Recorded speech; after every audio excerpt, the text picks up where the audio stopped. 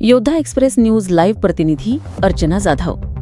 केंद्रीय गृह आणि सहकार मंत्री अमित शहा यांनी मार्चमध्ये सहकार टॅक्सी सुरू करण्याचं आश्वासन दिलं होतं। आता या सेवेचा काउंटडाऊन सुरू झाला आहे। नोव्हेंबरमध्ये भारत टॅक्सी या ब्रँड नावानं त्याचं सॉफ्ट लॉन्चिंग केलं जाईल। डिसेंबरपासून दिल्ली आणि गुजरातमधून मोठ्या प्रमाणात ह्या सेवा सुरू केल्या जातील। ही ओला उबेर सारखी ॲप आधारित सेवा असेल, परंतु त्यांच्यापेक्षा स्वस्त असेल। तसंच ही सेवा प्रीपेड बूथद्वारे लोकांना दिली जाईल। यासाठी विमानतळ, मेट्रो स्टेशन, रेल्वे स्टेशन आणि बस स्टँडवर स्वतंत्र प्रीपेड बूथ बनवले जातील। तेथून लोक ॲपशिवाय देखील बूथवर जाऊन टॅक्सी बुक करू शकतील। सहकार मंत्रालयाच्या मार्गदर्शनाखाली सुरू होणाऱ्या या सेवेबद्दल एका अधिकाऱ्यानं सांगितलंय की ओला उबेर सारख्या ॲप आधारित कॅबपेक्षा ही सेवा निश्चितच स्वस्त असेल। यामध्ये चालकांना कमिशनच्या स्वरूपात जास्त पैसे मिळतील। लोकांसाठीही हे थोडं स्वस्त असेल।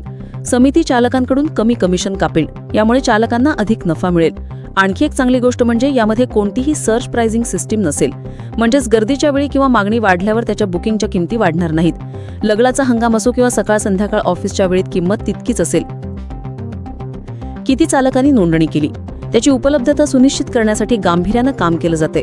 आतापर्यंत देशातील 4 राज्यांमधील 614 चालकांनी सहकारी मर्यादित संस्थेत नोंदणी केली आहे। त्यापैकी सर्वाधिक 254 चालक दिल्लीतील आहेत।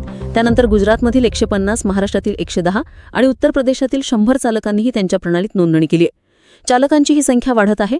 चालकांनाही त्याचे सदस्य बनवले जाईल। भविष्यात ते संचालक पातळीपर्यंत पोहोचू शकतील। IIM बंगळुरू देखील काम करते। IIM बंगळुरू देखील एक अभ्यास करत आहे। कोणत्या राज्यातील कोणत्या शहरात लोक किती कॅब बुक करतात हे शोधून काढेल। याचा उद्देश जास्तीत जास्त लोकांना फायदा व्हावा हा आहे। IIM बंगळुरू त्याच्या मार्केटिंगवर देखील काम करते।